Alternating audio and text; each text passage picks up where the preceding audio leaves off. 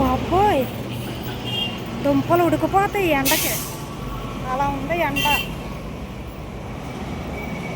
తాళపాలెం అయితే వచ్చాను, కానీ ఇక్కడ ఎక్కడ అమ్ముతారో కూడా తెలియట్లే.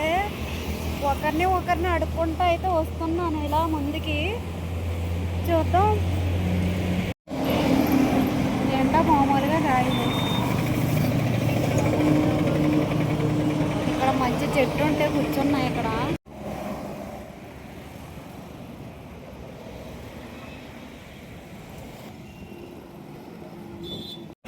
మరి బాబోయ్, అక్కడెక్కడో తాళపాలెం దిగాను, ఇక్కడికి నడుచుకుంటూ వచ్చి ఇంకా అక్కడెక్కడో అని చెప్తుండ్రు. అమ్మ బాబోయ్, ఎండ మామూలుగా కాయట్లేదు. మెల్లగా అయితే కంపెనీ దగ్గరికి అయితే వచ్చాను. ఇక్కడ కంపెనీ అంట. నేను ఏదో చిన్న షాప్ ఉంటుందేమో అనుకున్నా. లోపల రావడానికి కూడా సెక్యూరిటీ గార్డ్ అయితే ఉన్నారన్నమాట. లోపలికి వచ్చిన తర్వాత చాలా సిస్టమ్ అయితే ఉంది. మనం ఎలా వచ్చాము, ఎలా పట్టుకెళ్తాము, ఆటో నెంబరు అన్నీ కూడా ఇక్కడ అయితే చెప్పి కంప్యూటర్లు అయితే వాళ్ళు చేసుకొని అయితే మనకు బిల్ అయితే ఇస్తారన్నమాట. ఎంత సిస్టమ్ అయితే ఉందంట. ఆటో అతనికి అయితే ఫోన్ చేసిన తర్వాత అతను కూడా కొనుక్కున్నాడు.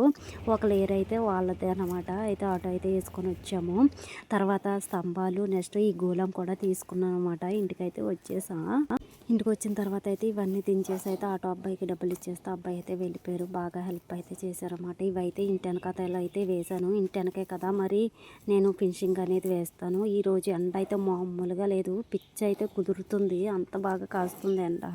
అవి దించిన తర్వాత అయితే ఆవులు దానా పెట్టేసి మళ్ళీ పొయ్యి మీద దానా అయితే వేసాను. ఇప్పుడు మళ్ళీ నేను దానా అయితే తినాలి.